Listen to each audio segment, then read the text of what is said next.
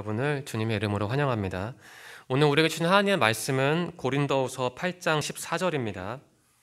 제가 읽겠습니다. 이제 너희의 넉넉한 것으로 그들의 부족한 것을 보충함은 후에 그들의 넉넉한 것으로 너희의 부족한 것을 보충하여 균등하게 하려 함이라. 네, 오늘 설교의 제목은 바울과 연보입니다. 우리 청년들 혹시 연보라는 단어를 아십니까? 연보라는 단어를 들어보셨나요? 네, 헌금이죠, 헌금. 예, 헌금. 아주 정확한 번역은 아닌데요. 현대인의 성경에는 헌금으로 번역이 되어 있습니다. 네.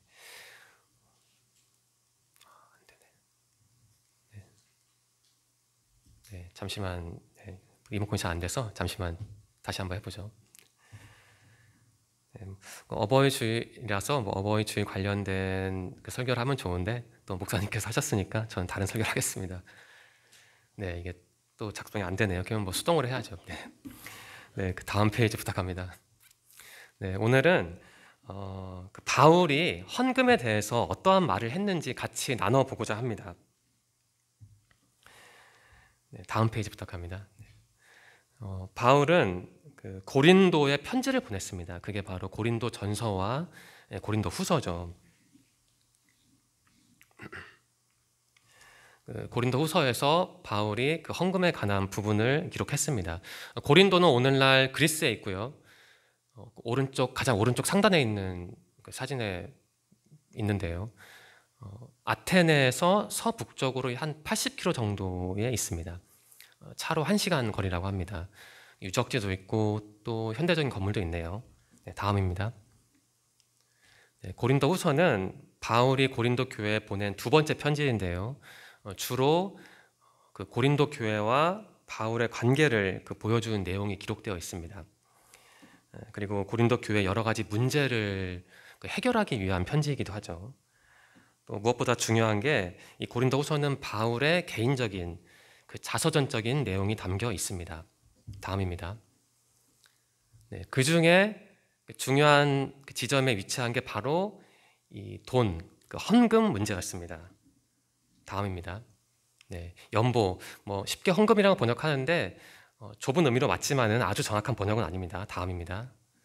네, 연보에는 다양한 의미가 있습니다. 의연금이라는 뜻도 있고요, 은혜라는 뜻도 있고요, 봉사라는 뜻도 있고, 선물이라는 뜻도 있습니다. 다음입니다. 네, 제임스 던이라는 신학자는 이렇게 말을 하네요. 연보와 관련해서요. 바울의 신학, 선교 사역, 목회적 관심이 단일한 전체로서 결합되어 있는 방식을 독특하게 요약한다. 쉽게 말하면 이 연보, 헌금 문제는 바울에게 있어서 굉장히 중요한 신학적인 주제라는 말입니다. 다음입니다.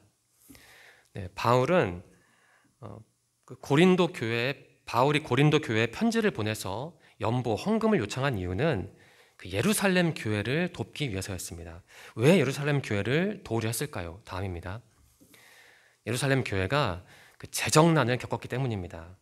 학자들에 따르면 재정난의 원인이 몇 가지 있다고 하네요. 첫 번째는 당시 예루살렘은 극심한 기근에 시달렸다고 합니다. 수확을 못하고 유통을 못하니까 재정난에 시달렸겠죠.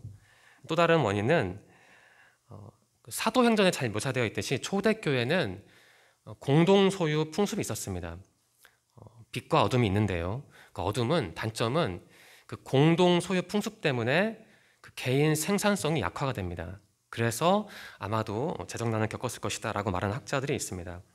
또 하나는 예루살렘 교회와 이방 교회, 예루살렘 밖에 있는 교회들 사이에 갈등이 있었는데 그 갈등의 결과로 예루살렘 교회가 이단으로 낙인이 찍혔습니다. 그래서 고립이 돼서 소수 집단이 된 것이죠. 소수 집단이 되어서 아마 재정난을 겪었을 것이다 라고 말하는 학자도 있습니다. 아무튼 예루살렘 교회는 심각한 재정난을 겪고 있었습니다. 다음입니다. 바울은 이러한 예루살렘 교회를 돕기 위해서 비교적 부유한 고린도 교회 교인들에게 편지를 썼습니다. 헌금을 하시라고 편지를 썼습니다. 다음입니다. 그런데 바울이 단순히 감정적으로 좀 헌금 좀 해주세요, 어려운 예루살렘 교회를 도와주세요 라고 말을 한 것은 아니었고요. 역시 학자답게 자신의 주장을 논리적으로 뒷받침했습니다. 세련되게 뒷받침했습니다.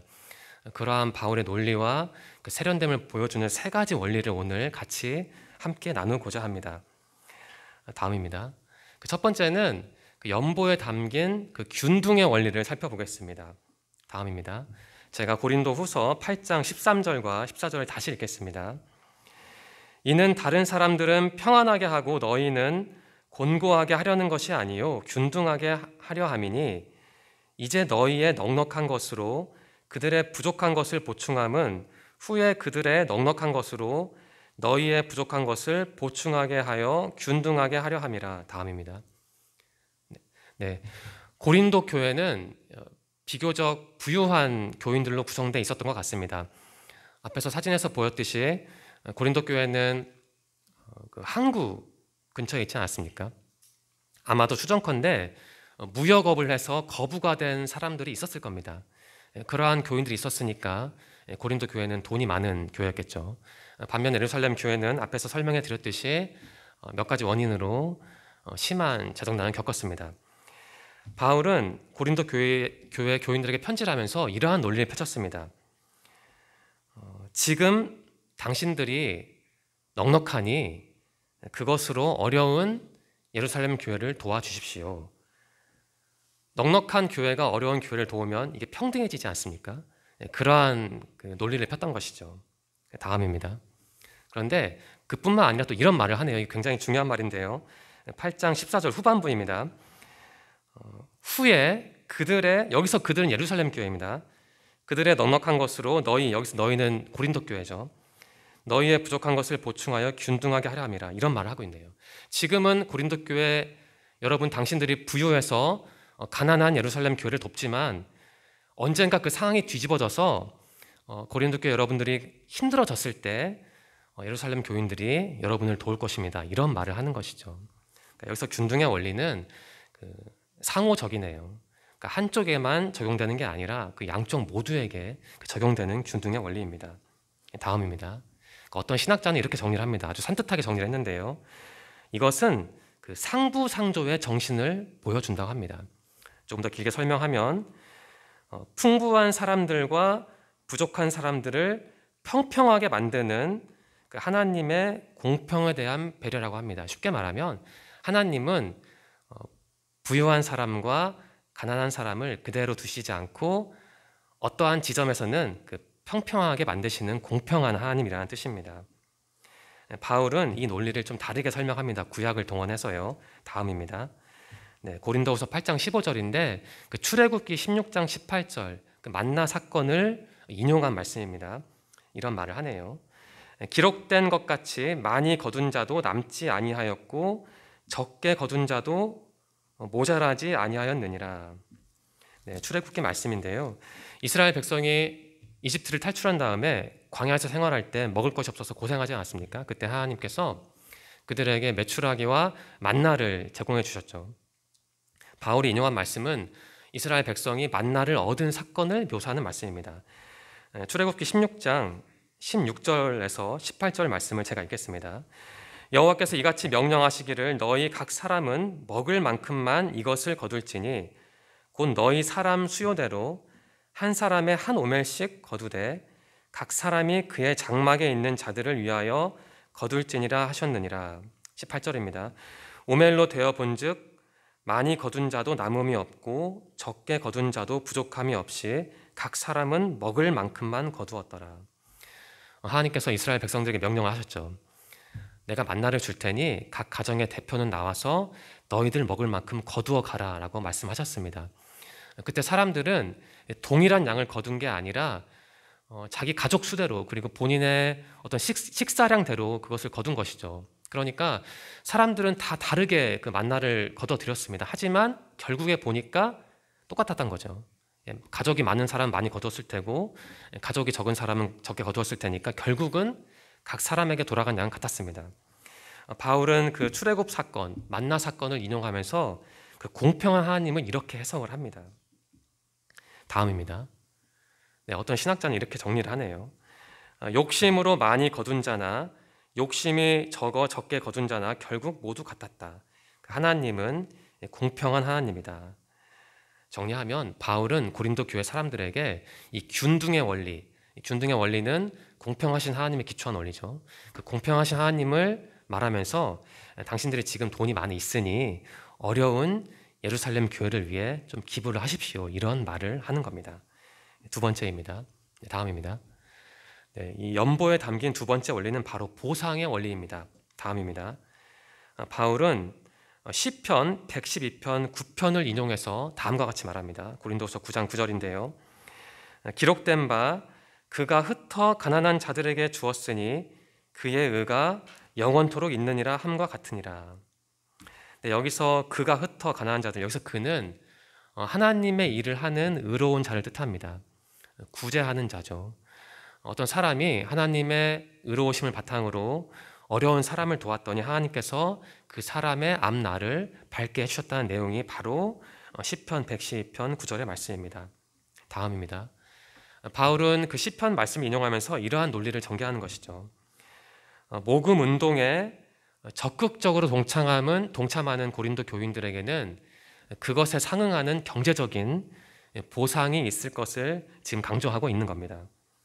네, 다음입니다. 그런데 여기서 중요한 점은 다음입니다. 네, 그 자발성이 있어야 한다는 것이죠. 이것을 보여주는 말씀이 고린도후서 9장 7절입니다.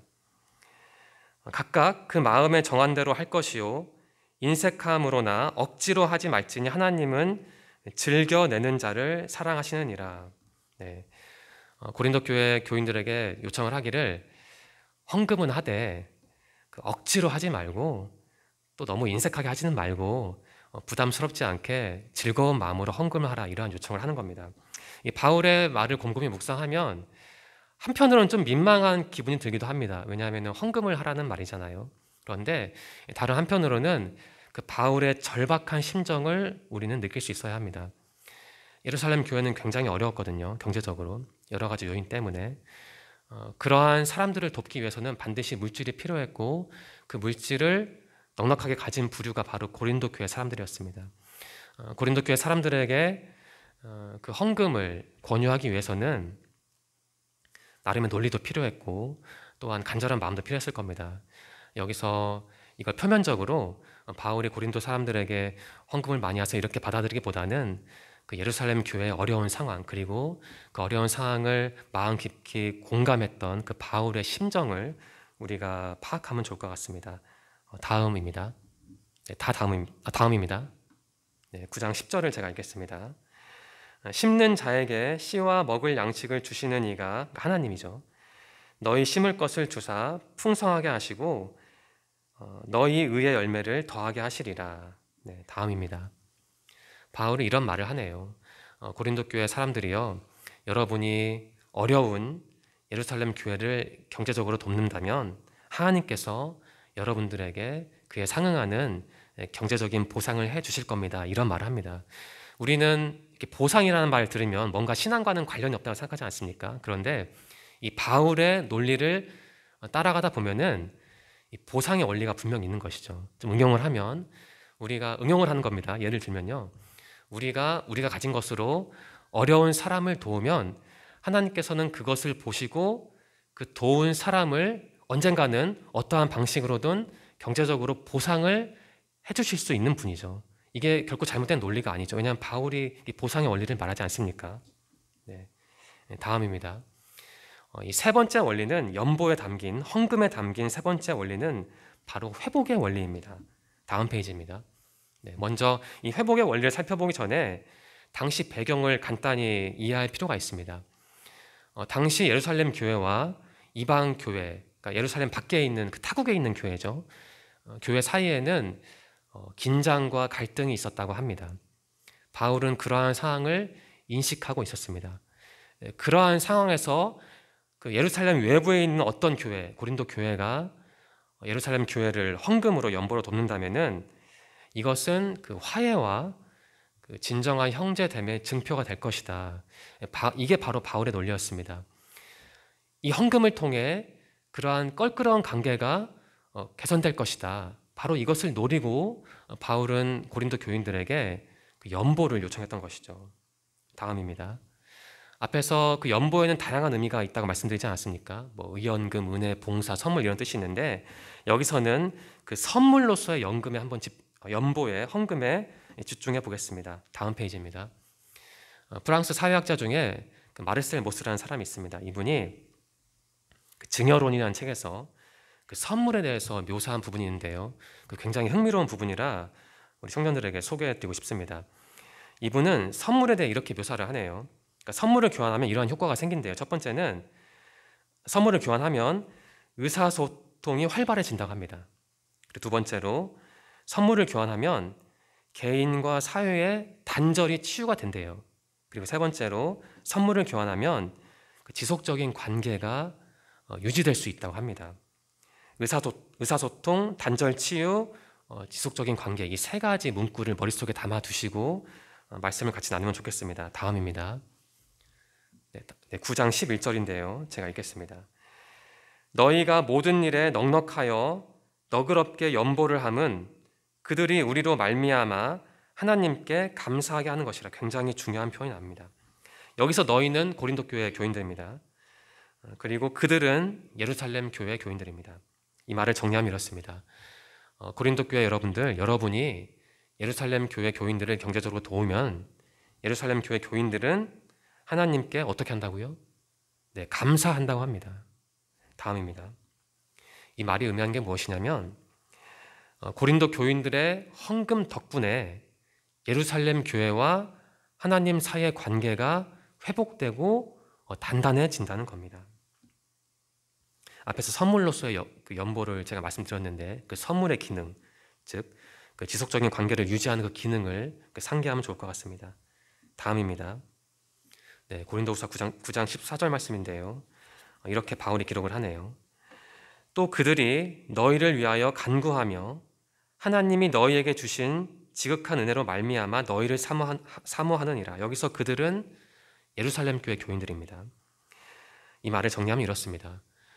고린도 교회 교인들이요, 여러분이 예루살렘 교회를 위해 헌금을 하면 예루살렘 교인들은 그 여러분을 위해 간구를 할 것이고 또 여러분을 사모할 것입니다. 이런 말을 하는 것이죠.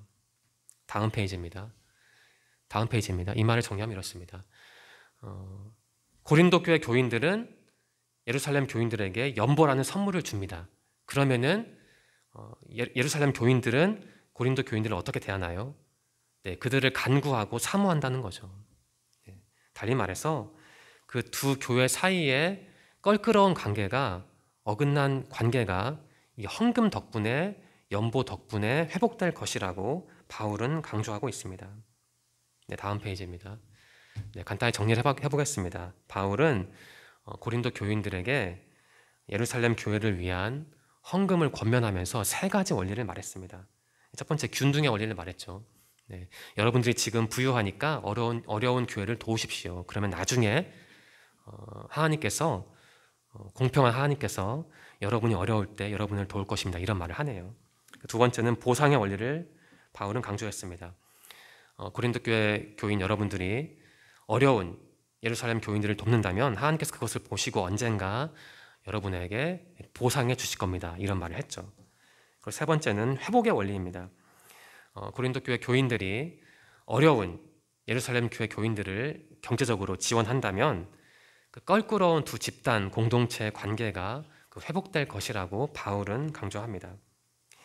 다음 페이지입니다. 그럼 우리 청년들에게 묻겠습니다. 우리 청년들에게 연보, 헌금은 어떠한 의미입니까? 여러분에게 헌금은 어떠한 의미를 가지고 있나요? 여러분은 헌금을 어떻게 여러분의 언어로 정의를 할 겁니까? 이 질문을 좀 구체화하기 위해서 제가 세 가지 질문을 드리겠습니다. 다음 페이지입니다. 네, 다음입니다. 네, 우리 균등의 원리를 살펴봤는데요. 한번 생각을 해봅시다. 균등의 원리를 오늘날 적용할 수 있는 여지가 있을까요? 한번 적용을 해보겠습니다. 고린도 교회를 돈 많은 부유한 교회로 대입을 하고 예루살렘 교회를 가난한 교회로 한번 치환해서 생각을 해보겠습니다. 오늘날 한국 교회의 문제점 중에 여러 가지가 있는데 그 중에 하나가 바로 교회의 양극화라고 합니다. 그러니까 돈이 많은 교회는 정말 많은데 경제적으로 어려운 교회는 정말 어렵죠. 만일 바울이 말한 이 균등의 원리를 우리가 활용을 해서 부유한 교회가, 한국 교회가 어려운 한국 교회를 열심히 돕는다면 그 교회의 양극화가 개선될 수 있지 않을까라는 생각이 듭니다. 다음 페이지입니다. 네, 이건 좀 민감한 질문인데요. 우리 청년들에게 다시 묻겠습니다. 여러분, 헌금을 하실 때 아무것도 바라지 않고 그 순수한 마음으로 헌금을 하시나요? 아니면 내가 이번에 이렇게 헌금을 하나님께 드렸으니까 하나님께서 내가 어려울 때 나의 필요를 채워주시겠지라고 생각을 하시고 헌금을 합니까? 제가 여기서 뭔가를 바라고 헌금하면 잘못됐다는 말씀을 드리는 게 아닙니다. 바울의 논리에 따르면 보상을 바라는 헌금이 결코 잘못된 헌금은 아닐 것 같습니다. 그래서 여러분들이 헌금을 할 때 혹은 어려운 사람을 도울 때 내가 이번에 이렇게 어려운 사람을 도왔으니 하나님께서 내가 어려울 때 나를 도와주시겠지라고 생각을 해도 그게 신학적으로 크게 잘못된 것은 아닙니다. 더불어서 여러분이 나는 왜 헌금을 하는지 그 헌금의 목적과 이유를 고민해 보셨으면 좋겠습니다. 다음입니다. 네. 오늘날 우리의 헌금은 그 성격이 어떤지 고민해 보면 좋을 것 같습니다. 고린도 교회 교인들은 예루살렘 교회 교인들을 도왔는데 고린도 교회 교인들이 납부한 헌금은 그 관계를 회복하는 헌금이었습니다. 밖으로 향하는 헌금이었죠. 근데 우리의 헌금은 어떤가요? 한번 고민해 보면 좋겠습니다. 우리의 헌금은 어느 정도 그 어려운 사람을 돕는 것인지, 또 우리의 헌금은 내부 지향적인지 외부 지향적인지 한번 구분해서 생각해 보면 좋을 것 같습니다. 네, 다음 페이지입니다. 네, 바울의 연보론과 관련해서 고린도후서 8장과 9절의 말씀을 같이 나누었습니다. 우리는 교회 공동체 안에 살아가지 않습니까? 우리의 신앙은 교회를 통해서 발전하고 또 다듬어집니다. 우리에게 교회는 굉장히 중요하죠. 그런데 이 교회를 유지하고 또 생존시키고 또 발전시키는데 가장 중요한 건 무엇보다 하나님의 개입과 인도하심일 겁니다. 그 다음에 중요한 건 그 구성원들이 서로 사랑하고 이해하는 것일 거고요. 아마 그 다음에 중요한 게 바로 헌금, 돈 혹은 연보가 아닐까 합니다. 이번 주 고린도후서 8장과 9절 말씀을 깊이 묵상하시고 그 교회와 헌금의 관계성에 대해서 나름대로 깊이 고민해 보시기 바랍니다. 사실 이 헌금에 관한 설교는 많이 부담스럽긴 합니다. 자칫 잘못 이해하면 좀 헌금을 많이 하라는 얘기인가 이렇게 오해하실 수 있는데요. 그것은 아니고 그 헌금에 대해서 한번 고민해 보자는 겁니다. 우리에게 헌금이 무엇인지, 그리고 우리가 언제 어떠한 방식으로 헌금을 해야 하는지 생각을 해보자는 거죠. 이번 주 고린도후서의 말씀을 우리 청년들이 깊이 묵상하시고 하나님이 주시는 그 깊은 메시지를 꼭 얻으시기 바랍니다. 그리고 그 메시지를 바탕으로 교회와 헌금의 관계에 대해서 또한 깊이 묵상하셔서 여러분의 신앙을 한층 더 발전시키는 한 주가 되기를 간절히 소망합니다. 기도드리겠습니다.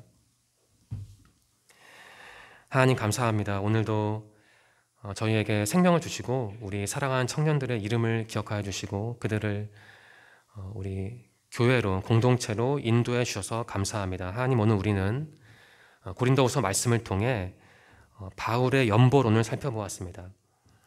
바울은 연보를 통해 균등의 원리를 말했고 보상의 원리를 말했고 또한 회복의 원리를 말했습니다.